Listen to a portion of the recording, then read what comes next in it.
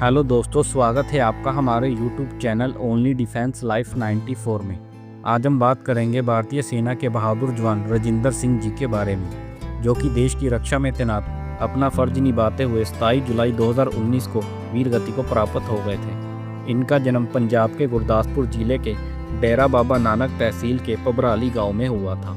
इनके पिताजी का नाम सुरेंद्र सिंह जी और माताजी का नाम पलविंदर कौर जी है। जब राजिंदर सिंह जी छोटे थे तो उनके घर के आर्थिक हालात ठीक नहीं थे, इसलिए वह अपने परिवार को इन मुसीबतों से बाहर निकालना चाहते थे और उनके मन में उस वर्दी की भी चाहत थी। इसलिए उन्होंने सेना में जाने का फैसला लिया और कड़ी मेहनत करने के बाद आखिरकार उनका सपना 2014 में पूरा हुआ, जब वह भारतीय सेना में सेवा देने के लिए सिपाही पद पर चुने गए। अब धीरे धीरे उनके घर के हालात सुधर रहे थे और पूरा परिवार भी हंसी खुशी जिंदगी जी रहा था और राजिंदर सिंह जी भी अपनी ड्यूटी पूरी ईमानदारी और बहादुरी से निभा रहे थे। और फिर कुछ वर्ष सेना में सेवा देने के बाद वह रंजीत कौर जी से शादी कर लेते हैं और उनके घर बेटे गुरनूर सिंह का जन्म होता है। बात है जुलाई 2019 की, जब राजिंदर सिंह जी सेना में लांस नायक पद पर तैनात हो गए थे और अब वह 57 राष्ट्रीय राइफल में तैनात होकर आतंकी विरोधी अभियानों में लगे हुए थे। इसी दौरान जब वह जम्मू कश्मीर के कुपवाड़ा जिले के माछिल सेक्टर में तैनात थे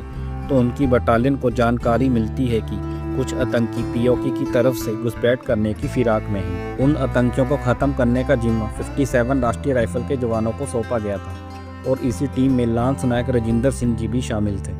27 जुलाई 2019 के दिन उन आतंकियों को खत्म करने के लिए ऑपरेशन चलाया गया। सेना द्वारा जब तलाशी अभियान चलाया जा रहा था तो आतंकियों से सामना हो जाने पर उन्हें चेतावनी दी गई, पर आतंकियों ने गोलीबारी शुरू कर दी और फिर 57 राष्ट्रीय राइफल के जवानों की तरफ से ताबड़तोड़ फायरिंग की गई। लांस नायक राजिंदर सिंह जी भी भीषण गोलीबारी करते हुए आतंकियों की कोशिश को नाकाम कर रहे थे और उन्होंने घुसपैठ कर रहे एक आतंकी को घायल कर दिया था और फिर बाकी आतंकियों को भी वापस भागना पड़ा।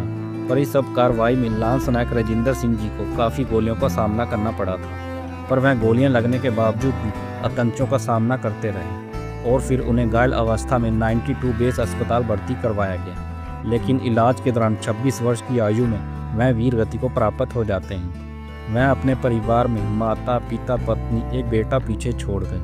27 जुलाई 2025 को हमारे बहादुर जवान का 6वां बलिदान दिवस था। भगवान हमारे बहादुर जवान की आत्मा को शांति दे।